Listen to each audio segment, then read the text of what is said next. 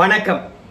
என்ன செய்தி பார்க்க போறோம்னு கேட்டீங்கன்னா, அதிமுகவில் அமைதி திரும்பியது, மீண்டும் வசந்தம் வீச தொடங்கியது. இப்படி அதிமுகவில் அமைதி திரும்பி இருக்கிற இந்த தருணத்துல திமுகவுடைய நிலைமை எப்படி இருக்குது அப்படின்னு கேட்பீங்க. திமுக பஞ்சாயத்து தான் பெரும் பஞ்சாயத்தா இருக்குது. அவற்றை பற்றி தான் கொஞ்சம் விரிவா இந்த வீடியோவில் பார்க்க போறேங்க. ஆனால் அதற்கு முன்பாக இதுவரைக்கும் நம்ம சேனலை நீங்க சப்ஸ்கிரைப் பண்ணாம இருந்தீங்கன்னா சப்ஸ்கிரைப் பண்ணிக்கிட்டு கொஞ்சம் சப்போர்ட் பண்ணுங்க. முதல்ல எடப்பாடி பழனிசாமியை பொறுத்த வரைக்கும் தேர்தல் தோல்விக்கு பிறகு எம்ஜிஆர் மாளிகையில் ஒவ்வொரு நிர்வாகியை அழைத்து ஆலோசனை நடத்தினாரு. அந்த ஆலோசனையில பல பேர் வரவே இல்லை. அவங்கெல்லாம் யார் என்று பார்க்கும் பொழுது தமிழக வெற்றி கழகத்துக்கு ஆதரவு அளித்தவர்கள். அவங்களுடைய பதவியெல்லாம் பறித்து விட்டு புதிய பதவியை தந்தாரு. புதிய பதவியை தந்த பிறகு அதிருப்தி அதிகரித்தது. நாங்கெல்லாம் அதிமுகவில் எவ்வளவு கெத்தா இருந்தோம், கட்சி நலத்துக்காக தான் போய் தமிழக வெற்றி கழகத்துக்கு ஆதரவு அளித்தோம். ஆனா எங்க பதவியை பறிக்கலாமா, எங்களுக்கு மீண்டும் பழைய பதவியை கொடுங்க, அப்படி இல்லைன்னா நாங்க தொண்டர்களாகவே இருந்து கட்சிக்கு பணியாற்றுகின்றோம் அப்படின்னு சொன்னாங்க. ஆனால் எடப்பாடி பழனிசாமியை பொறுத்த வரைக்கும் கடந்த காலங்களில் அதிமுக நிர்வாகிகிட்ட எப்படி கடுமையா நடந்து கொள்வாரோ அப்படி இந்த முறை ஆலோசனை கூட்டத்தில் கடுமையா நடந்து கொள்ளவே இல்லை. அதனால தான் அதிமுகவில் அமைதி திரும்பியது. இல்லைன்னா மீண்டும் அதிமுகக்குள்ள போர்க்களமே வந்திருக்கும். அதனால தான் புதிய பதவியை பெற்றவர்கள் கூட இன்னைக்கு அடங்கி ஒடங்கி எடப்பாடி பழனிசாமி உத்தரவிட்ட பிறகும் அந்த வேலையை செய்ய களமிறங்கி விட்டார்கள். அதனால அதிமுகவில் மீண்டும் வசந்தம் வீச தொடங்கி விட்டது. எடப்பாடி பழனிசாமி ஆலோசனை கூட்டத்தை எப்படி நடத்தினார் தெரியுமா? ஜனநாயக பூர்வமா நடத்தினார். ஒரு மாவட்டத்திலிருந்து எவ்வளவு நிர்வாகி வர முடியுமோ அவ்வளவு நிர்வாகியை வர சொல்லுங்க, நம்ம தலைமை அலுவலகத்துக்கு வர சொல்லுங்க. அப்படி வந்தவங்களுக்கெல்லாம் கறி விருந்து வச்சார். அது மட்டும் இல்ல, கருத்தை கேட்டார். எல்லாருடைய கருத்தும் கேட்டார். அந்த கருத்துல இதை தான் பேசணும், அதை தான் பேசக்கூடாது என்று இல்லை. இப்ப ஸ்டாலின் அவர்களை பொறுத்த வரைக்கும் நேரடியா யாரும் ஸ்டாலின் கிட்ட கருத்து தெரிவிக்கல. கட்சி நிர்வாகிகள் நீங்க போயிட்டு கட்சி தொண்டர்கள் மனசுல என்ன இருக்குதோ அதை எழுதி கொடுப்பாங்க, அதை கருத்தா பெற்றுக்கிட்டு வாங்க, நாங்க படித்து பார்த்து கட்சியை மீண்டும் மீள்கட்டமைப்பு செய்யலாம் அப்படின்னு சொல்லிட்டார். ஆனா எடப்பாடி பழனிசாமி அப்படி கிடையாது. யாரெல்லாம் மாவட்டத்தில் இருந்து தலைமை அலுவலகத்தில் எடப்பாடி பழனிசாமியை சந்தித்து கருத்து சொல்றீங்களோ நேரடியா சொல்லிடுங்கப்பா, மனசுல ஒண்ணு வச்சுக்கிட்டு வெளியில் ஒண்ணு வச்சுக்கிட்டு பேசாதீங்க தயவு செய்து அப்படின்னு சொல்லிட்டார். அப்படி ஜனநாயக பூர்வமாக கருத்து கேட்டதுனால்தான் எடப்பாடி பழனிசாமியை பார்த்து ஏன் நம்ம கட்சிக்கு டிடிவி தினகரனை கொண்டு வரக்கூடாது, அவர் வந்தா கொஞ்சம் சுறுசுறுப்பா இருக்குமே அப்படின்னு நேரடியாக எடப்பாடி பழனிசாமி கிட்டே ஏன் டிடிவி தினகரன் அதிமுக வரக்கூடாது என்ற கேள்வியை எழுப்பினாங்க. எடப்பாடி பழனிசாமி கடந்த காலங்களில் கோபப்பட்டார் பாருங்க, அந்த மாதிரி கோபப்படவே இல்லை.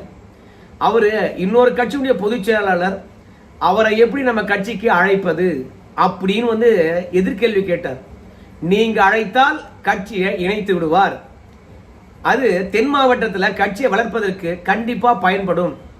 ஏன்னா நம்ம அம்மா மக்கள் முன்னேற்ற கழகத்தில் ஏகப்பட்ட நிர்வாகி இருக்காங்க, அவங்களுடன் அதிமுக தொண்டர்களும் நிர்வாகியும் இணைந்து பணியாற்றுவதற்கு ஆசைப்படுறாங்க, நீங்க அழைத்தால் வந்து விடுவார் அப்படின்னு ஜனநாயக பூர்வமாக நிர்வாகி வைத்த கருத்தை எடப்பாடி பழனிசாமி பொறுமையா கேட்டார். இன்னொரு கருத்து கூட மெயின்ஸ்ட்ரீம் மீடியாவிலே வந்தது, சோசியல் மீடியாவிலும் வந்தது. நம்ம தென் மாவட்டத்தை நிர்வாகி என்று தான் நினைக்கிறேன், குறிப்பா மதுரை தொகுதியை சார்ந்தவங்க நினைக்கிறேன். எடப்பாடி பழனிசாமியை பார்த்து நீங்க ஏன் பொதுச்செயலாளர் பதவியை ராஜினாமா பண்ணிட்டு போகக்கூடாதுன்னு கேட்டாங்களா. எடப்பாடி பழனிசாமி கோபப்படவே இல்லை, அவரை கட்சி விட்டு நீக்கவும் இல்லை. அவருடைய எண்ணத்தை வெளிப்படுத்துகின்றார். ஏன்பா நான் பொதுச்செயலாளர் பதவி விட்டு வெளியே போனோம், என் தலைமையில 47 எம்எல்ஏக்கள் வெற்றி பெற்றிருக்கின்றார்கள். ஜெயலலிதா அவர்கள் தோல்வி அடைகின்ற பொழுது இவ்வளோ பெரிய எம்எல்ஏக்களை பெற்றதாக சரித்திரமே இல்லை. 2021 10 ஆண்டு காலம் ஆட்சியில் இருந்து விட்ட பிறகு கூட நம்ம 66 தொகுதி வெற்றி பெற்றோம், என் தலைமையில தான் வெற்றி பெற்றோம். இப்ப கூட திமுக படுதோல்வி அடைந்திருக்குது. அந்த மாதிரி தோல்வியை நாம் அடையவில்லையே. 66 47 பெற்றிருக்கின்றோம், 135 54 தொகுதி பெற்றிருக்கிறது திமுக. சோ அப்போ திமுக படுதோல்வியா நாம படுதோல்வியா? என் தலைமையில கட்சி படுதோல்வி அடைந்திருக்குதா, ஆளுங்கட்சியா இருந்து ஆட்சி இழந்திருக்கிற திமுக படுதோல்வி அடைந்திருக்குதா? ஏன் நான் பொதுச்சாளர் பதவி விட்டு போகணும்? நியாயமான கருத்தை சொல்லுங்க அப்படின்னு அந்த நிர்வாகி கிட்ட எதிர்கேள்வி கேட்டிருக்கிறாரு. ரெண்டாவது, அவரை கட்சி விட்டும் நீக்கவும் இல்லை. ஸோ அந்த அளவுக்கு ஜனநாயக பூர்வமாக மனசில் இருக்கக்கூடிய எல்லா கருத்தையும் கேட்டிருக்கின்றார் எடப்பாடி பழனிசாமி. சரிப்பா, ஆலோசனை தருணத்துல எடப்பாடி பழனிசாமிக்கு எதிராக யாருமே பேசலையா அப்படின்னு கேட்டீங்கன்னா, ஒரு சில பேர் என்ன பேச விடல அப்படின்ற கருத்தும் வெளிப்படுத்தி இருக்கின்றார்கள். ஆனால் இவ்வளவு வெளிப்படையாக கருத்தை ஏற்றுக்கொண்ட எடப்பாடி பழனிசாமி ஏன் சில பேரை பேச விடல என்கின்றத நம்ம ஆராய வேண்டியது இருக்கு. பொத்தாம் பொதுவாக எடப்பாடி பழனிசாமி குற்றச்சாட்டு வச்சுட்டு போறதெல்லாம் நம்ம அப்படியே எடுத்துக்கொள்ளவே முடியாது. பதவி விட்டு நீங்க போங்க என்று சொல்ற கருத்தையே ஏத்துக்கிட்டாரு ஜனநாயக பூர்வமா என்றால் ஏன் மற்றவங்களை பேச விடல? அப்போ அவங்க வேற என்ன பேசினாங்க, எடப்பாடி கிட்ட வேற என்ன எதிர்பார்த்தாங்க? அதனால எடப்பாடி பழனிசாமியை பொறுத்த வரைக்கும் எல்லாவற்றுக்கும் துணிந்து விட்டார். எல்லாருடைய குரலும் கேட்கிறாரு. இதுக்கு மேலே பாத்தீங்கன்னா எடப்பாடி பழனிசாமி அவங்கள அரவணைக்கல, இவங்கள அரவணைக்கல, இவங்கள துரத்தி விட்டுட்டாரு அப்படின்னு சொல்லவே முடியாது.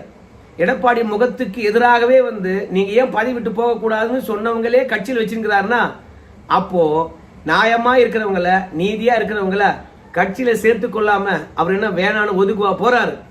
அதனால எடப்பாடி பழனிசாமி சர்வாதிகாரியா இருக்கிறாரு, தொண்டருடைய கருத்தை கேட்காம இருக்கிறாரு அப்படின்னு குற்றச்சாட்டு யாராலையும் வைக்க முடியாது. அதன் காரணமாகத்தான் இப்போ அதிமுகவில் நல்ல அமைதி திரும்பி இருக்கிறது.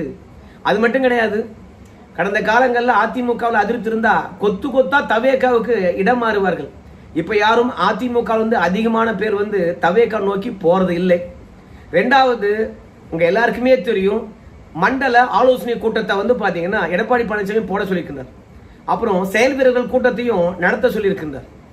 நம்ம எதிர்கட்சியா இருக்கின்ற போது கூட அதிமுகவில் உட்கட்சி பூசல் காரணமாக ஒருத்தரோட ஒருத்தர் அடிச்சுக்குவாங்க. ஆனால் செயல் வீரர்கள் கூட்டம் மற்றும் ஆலோசனை கூட்டம் என்று போடுகின்ற பொழுது இப்போதைக்கு பெருசா யாரும் ஒருத்தரோட ஒருத்தர் மோதி கொள்வதே கிடையாது. இன்னொரு விஷயத்தை நான் சொல்றேன் பாருங்களேன். புதுசா பதவி கொடுத்தவங்க அந்த பதவியை ஏற்றுக்கொள்ள மாட்டேன் அப்படின்னு தானே சொன்னாங்க. அவங்க இப்ப புதுசா நியமிக்கப்பட்டிருக்கக்கூடிய நிர்வாகிகளுடன் சேர்ந்து கட்சி பணி ஆற்ற தொடங்கி விட்டார்கள். அதனாலே அதிமுகவில் அமைதி திரும்பிச்சு என்று நாம தெளிவா சொல்லலாம். அது மட்டுமில்ல, முன்னாள் அமைச்சர்கள் அதிமுக இருக்கிறவங்க தவேக அரசாங்கத்தை தாறுமாறா கீக்குறாங்க, ஒருமையில பேசுறாங்க. அந்த வீடியோக்கெல்லாம் இணையதளத்தில் வருது. இப்போ அதிமுக தொண்டர்களும் அதிமுக மீண்டெழுந்து விட்டது அப்படின்னு உற்சாகத்துல திளைத்துக் கொண்டிருக்கின்றார்கள். அது மட்டுமல்ல, ஆர்பி உதயகுமாருடைய தலைமையில ஜெயலலிதா பாசறை ஆலோசனை கூட்டங்கள் நடத்தப்படும் என்றும், இரண்டாவது தவேக அரசாங்கத்துடைய மக்கள் விரோத போக்கை கண்டித்து ஆர்ப்பாட்டங்கள் நடத்தப்படும் என்று சொல்லிட்டு ஒவ்வொரு மாவட்டத்துக்கும் நம்ம ஆர்பி உதயகுமார் அவர்களை போக சொல்லி இருக்கின்றார். ஸோ அவரும் போய் எவ்வளோ ஆவேசமா பேச முடியுமோ அவ்வளோ ஆவேசமா பேசி அங்க இருக்கக்கூடிய அதிமுக தொண்டர்கள் நிர்வாகிகிட்ட பார்த்தீங்கன்னா ஒரு எழுச்சியை உருவாக்குகின்றார். நான் முக்கியமா பேச வந்தது தங்கமணி வேலுமணி பற்றி தான். ஏன்னா வேலுமணி அவர்களை பொறுத்த வரைக்கும் டெல்லிக்கு போனாரு, அமித்ஷாவை சந்திக்கலான்னு பார்த்தாரு. பாராளுமன்ற கூட்டத்தொடர் இருக்கிறது, காக்ரோச் ஜனதா பார்ட்டி போராட்டம் நடத்துகிறது. அதனால எஸ்பி வேலுமணி அவர்களை அமித்ஷா சந்திக்கவே இல்லை. அதனால அமித்ஷா கிட்ட எஸ்பி வேலுமணி அவர்கள் என்ன சொல்லணும்னு நினைச்சாரோ அதை சொல்லவே இல்லை. அதனால திரும்பி வந்துட்டாரு. எஸ்பி வேலுமணி அவர்களை பொறுத்த வரைக்கும் 2 திட்டத்தை அமித்ஷா கிட்ட சொல்லலான்னு போனாரு. ஒன்னு, எடப்பாடி பழனிசாமியை பாத்தீங்கன்னா பதவி விட்டு இறக்குவது. இரண்டாவது, நான் எம்எல்ஏ பதவி ராஜினாமா பண்ணிட்டு தவேகா போறேன், என்ன தயவு செய்து தப்பா நினைக்காதீங்க, இதைத்தான் சொல்ல போனாரு அப்படின்னு சில பேர் கப்ஸா விட்டுட்டு இருக்காங்க. அது மட்டும் இல்ல, தமிழக வெற்றி கழகத்துக்கு ஆதரவளிக்கின்ற போது எஸ்பி வேலுமணி அவர்களும் சி.வி. சண்முகம் அவர்களும் 2 பேரும் சேர்ந்துக்கிட்டு பொதுக்குழுவை கூட்டணும்னு சொல்லிட்டு காசு கொடுத்து 1500 பொதுக்குழு உறுப்பினர்கிட்ட கையெழுத்து வாங்கி வச்சிருக்காரு.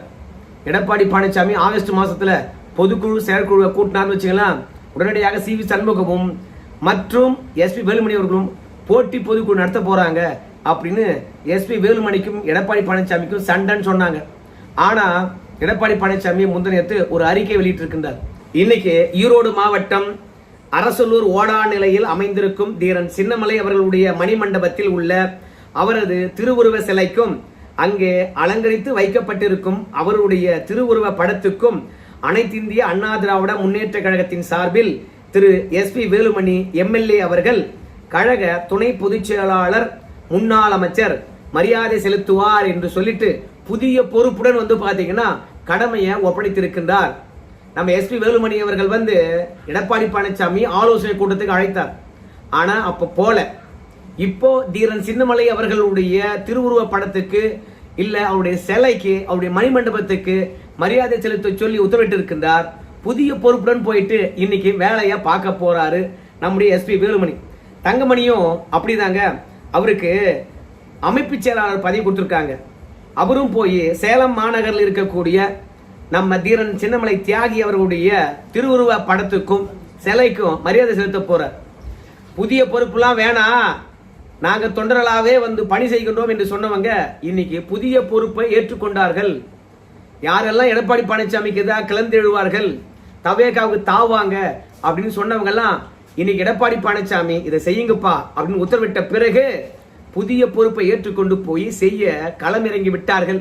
அதனால எனக்கு தெரிந்து CV சண்முகம் மட்டும்தான் பிரச்சனை பண்ணிட்டு இருக்கின்றார். அதனால மோஸ்ட்லி அதிமுகக்குள்ள அமைதி திரும்பி விட்டது, வசந்தம் வீச தொடங்கி விட்டது. ஆனா திமுகவில் சேகர் பாபு பஞ்சாயத்து பெருசா இருக்குது. சென்னை கிழக்கு மாவட்டத்தை உதயநிதி ஸ்டாலின் அவர்கள் 3ஆ பிரிக்கணும்னு நினைக்கிறாராம். அப்படி 3ஆ பிரிக்கும் பொழுது 2 தொகுதிக்கு ஒரு மாவட்ட செயலாளர். இப்ப சேகர் பாபுக்கு 2 தொகுதி, பரந்தாமனுக்கு 2 தொகுதி, ரங்கநாதன் அவர்களுக்கு 2 தொகுதி. ஆனா சேகர் பாபு பொறுத்த வரைக்கும் என்ன சொல்றாருன்னு கேட்டீங்கன்னா, கடந்த தேர்தலில் சென்னை முழுவதுமே நான் தான் பணத்தை செலவழிச்சேன், சென்னை முழுவதும் என்னுடைய கண்ட்ரோல் தான் இருந்தது, எவ்வளவு கோடிகளை செலவழிச்சிருப்பேன் என்று எனக்கே கணக்கு தெரியாது. இப்படி கட்சிக்காக கோடி கோடியா செலவழித்து விட்டு நான் 2 தொகுதிக்கு மாவட்ட செயலாளரா, குறைந்தபட்சம் 3 தொகுதிக்காவது என்ன பொறுப்பா போடுங்க, மற்றவங்களுக்குலாம் 2 கொடுங்க, வேணான்னு சொல்ல. ஆனால் சேகர் பாபு சாதாரணமான ஆளா, அதனால எனக்கு 3 தொகுதியாவது குறைந்தபட்சம் மாவட்ட செயலாளர் பொறுப்பு கொடுங்க அப்படின்னு போர்க்குடி உயர்த்தி கொண்டிருக்கின்றாராம். நீங்க போய் ஸ்டாலின் கிட்ட கேட்டுங்க போங்க அப்படின்னு சொல்லிட்டாராம் உதயநிதி ஸ்டாலின். ஸ்டாலின் கிட்ட வந்து சொன்னாங்களாம், யோ இரியா, தமிழகம் முழுவதும் நாம எலெக்ஷன் நடத்த போறோம், உண்மையான கட்சிக்காக உழைக்கக்கூடிய துடிப்பா இருக்கக்கூடிய கட்சி நிர்வாகிகளை நேர்மையா கட்சிக்குள்ள தேர்தல் நடத்தி தேர்ந்தெடுக்க போறோம். கடந்த காலத்துல மாவட்ட செயலாளருடைய ஆட்கள் அமைச்சர்களா இருந்தாங்க பாரு, அவங்களுடைய ஆதரவாளர்கள் இப்பேற்பட்டவர்களை தான் நீங்க கட்சி நிர்வாகியா போட்டீங்க. அதனால தான் உண்மையா உழைக்கிற வந்து பாத்தீங்கன்னா உங்க ஆட்களுக்கு ஒத்துழைப்பு நல்கல. அதனால கீழ்மட்டத்தில் இருந்து ஒட்டுமொத்தமாக நிர்வாகிய எலெக்ஷன் மூலமாக தேர்ந்தெடுப்போம். பல குழப்பங்கள் வரும், பல அடித்தடி வரும், எல்லாம் வரட்டையா. கலைஞர் காலத்துல இப்ப தேர்தலை வெளிப்படையா நடத்துவாரு. இப்போ நாம ஒப்புக்கு சப்புக்கு ஒவ்வொரு கிராமத்திலும் தேர்தல் நடத்தணும், ஒவ்வொரு ஒன்றியத்திலும் தேர்தல் நடத்தணும், ஒவ்வொரு மாவட்டத்திலும் தேர்தல் நடத்தணும், அப்புறம் மாநில நிர்வாகிக்கு தேர்தல் நடத்தணும் அப்படின்னு கணக்கு எழுதிட்டு வந்தோம். இப்படி கணக்கு எழுதுனால யாரு கட்சிக்காக உண்மையா உழைக்கிறான், யார் வந்து பாத்தீங்கன்னா விசுவாசி, இந்த விஷயமே தெரியாம போச்சு. அதனால எவ்வளவு பிரச்சனை வந்தாலும் சரி, நாம உட்கட்சி தேர்தலை நடத்தி தான் நிர்வாகியை தேர்ந்தெடுக்க போறோம். அதெல்லாம் தலையிடாத, உட்கட்சி தேர்தல் நடந்து முடியட்டும், அதற்கு பிறகு உனக்கு எத்தனை தொகுதி கொண்ட மாவட்ட செயலாளரா வாய்ப்பு வழங்க போறதெல்லாம் பொறுத்து வந்து பார்க்கலாம் போயா அப்படின்னு வந்து சேகர் பாபு கிட்ட நம்ம ஸ்டாலின் அவர்கள் அதிரடி காட்டிட்டாராம். நம்ம சேகர் பாபை பொறுத்த வரைக்கும் 2 தொகுதிக்கு என்ன பொறுப்பாளரா ஒரு மாவட்ட செயலாளர் போட்டீங்கன்னு வச்சுக்கலாம், பதிவு ராஜினாமா பண்ணிடுவேன், ஒரு தொண்டரா இருந்து கூட நான் வேலை பார்க்குறேன் போ அப்படின்னு வந்து சேகர் பாபு அவர்கள் உதயநிதி ஸ்டாலினுக்கும் அழுத்தம் கொடுக்கின்றார்களாம். நம்ம குடும்பத்தை பத்தி தெரிஞ்சுக்கிட்டவங்க, 2வது நம்ம கட்சி பத்தி நல்லா தெரிஞ்சுக்கிட்டவங்க, சேகர் பாபு அவர்களே வந்து இப்படி பிரச்சனை பண்றாருன்னா அடுத்தவங்க இப்படி பிரச்சனை பண்ண மாட்டாங்க. அதனால சேகர் பாபை கட்சி விட்டு நீக்கிட்டுமா அப்படின்னு வந்து உதயநிதி ஸ்டாலின் அவர்கள் ஸ்டாலின் கிட்ட அதிரடியா கேட்டாராம். இது சேகர் பாபுக்கு தெரிஞ்சு போயிருக்குது. அதிமுக போனாலும் சுகம் இல்லை, தவேகால இவங்களை சேர்க்கவே மாட்டாங்க. அதனால நம்ம என்ன மீண்டும் காங்கிரஸுக்கு போறதா பிஜேபிக்கு போறதா? பிஜேபிக்கு போனா உன் மீது விசாரணை இருக்கிறது. இந்த தருணத்துல எங்க பக்கம் வந்தேன்னு வச்சுங்களேன், நிச்சயமா வழக்குக்கு பயந்துட்டு தான் இந்த பக்கம் வந்துட்டான்னு சொல்லுவாங்க. பாஜக என்ன வாஷிங் மிஷினா அப்படின்னு கேள்வி கேட்பாங்க. ஏன்னா அதிமுக இருக்கிறவங்க எல்லாம் வந்து தவேகா போகும்போது தவேகா என்ன வாஷிங் மிஷின் வச்சிருக்குதா, அதிமுக ஊழல்வாதிகளை அப்படியே அரவணைச்சிட்டீங்களே அப்படின்னு பாஜக கேட்கும் போது, இப்ப நம்ம சேகர் பாபு வந்தாருன்னா நம்மளை கேட்க மாட்டாங்களா? அதனால இப்ப வேணான்னு பாஜக அவரை சொல்லுதான். அதனால இப்ப சேகர் பாபை பொறுத்த வரைக்கும் அடக்கி வாசிக்கின்றார். மாவட்ட செயலாளர் என்கின்ற போது 2 தொகுதிக்கா என்கின்ற போது வருத்தமா இருக்குதான். என்ன பண்றது, நம்ம நேரா போய் துர்கா ஸ்டாலின் அவர்களை பிடிக்கலாமா என்று பார்த்தா வீட்டு பக்கமே வந்துடாதே அப்படின்னு பிளேட் எடுத்து அடிச்சாங்கன்னு சொல்லிட்டு சவுக்கு சங்கர் சொல்றாரு. மொத்தத்துல கட்சிக்குள்ள குழப்பத்தை தொடங்கி வச்சிட்டாரு நம்ம சேகர் பாபு. அடுத்தடுத்த தலைகள் யாரெல்லாம் மாவட்ட செயலாளர்கள் 2 தொகுதிக்கு தான் நீங்க, வயதானவர்களுக்கு வாய்ப்பில்லை, இளைஞர்களுக்கு தான் என்று சொல்லுகின்ற போது அந்த கட்சி எந்த அளவுக்கு தூள் தூளா போக போகுதுன்னு தெரியல. ஏன்னா போன தேர்தலுக்கு எவ்வளவு கோடிகளை இறைச்சிருக்காங்கன்னு சொல்லிட்டு அவங்களுக்கு மட்டும்தான் தெரியும். அதுலயும் தோல்வி அடைஞ்சிட்டாங்க, ஆட்சி கட்டில வேற எழுந்துட்டு இருக்காங்க. இந்த தருணத்துல கட்சியில பெரிய மாற்றம் கொண்டு வந்த அவ்வளவுதான். எடப்பாடி பழனிசாமி மீது 1000 விமர்சனம் இருக்கலாம், ஆனால் கட்சிக்கு துரோகம் பண்ணவர்களை மட்டும்தான் டீகிரேட் பண்ணார். ஆனா மற்றபடி தோல்வி அடைந்தாலும் வெற்றி அடைந்தாலும் கட்சி நிர்வாகி மீது ஆழ்ந்த நம்பிக்கை வச்சிருந்தார். ஆனா பல பேர் தான் எடப்பாடி பழனிசாமி மீது நம்பிக்கை இல்லை, எடப்பாடி பழனிசாமிக்கு எதிராக போர்க்கொடை உயர்த்தி இன்னொரு கட்சிக்கு ஆதரவு தெரிவித்து விட்டார்கள். ஸோ அதிமுகவில் எனக்கு தெரிஞ்சு அமைதி திரும்புகிறது, வசந்தமும் வீசுகிறது. ஆனால் எடப்பாடி பழனிசாமி போராட்ட களத்துக்கு வெளியே வந்துட்டாருன்னா அதிமுக வலுப்பெற்று விட்டது என்று அடித்து சொல்லலாம். என்ன நடக்க போகுதுன்னு பொறுத்து பார்க்கலாம். நன்றிங்க.